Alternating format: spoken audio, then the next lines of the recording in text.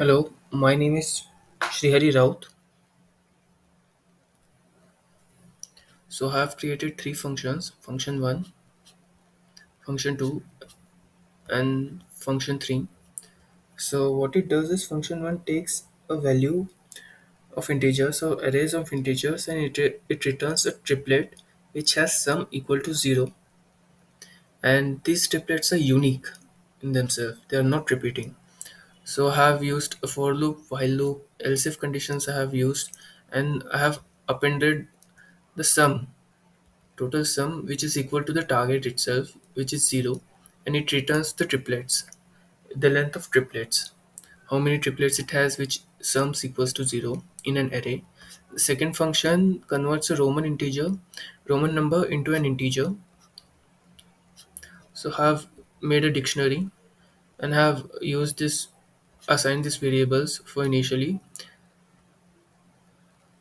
then have used this logic in this. The total plus current minus twice the previous gives you the current value of the number itself, and in the end it returns the total, if by comparing in the dictionary itself. In the third function,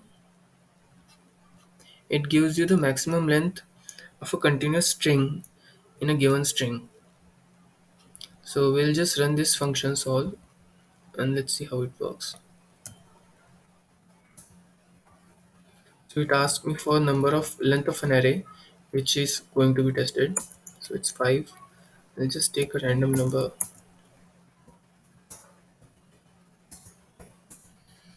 So it gives you the length triplets which it can have a sum equal to 0. Now the second function is asking me to enter a Roman number. Let's see, just enter a Roman number.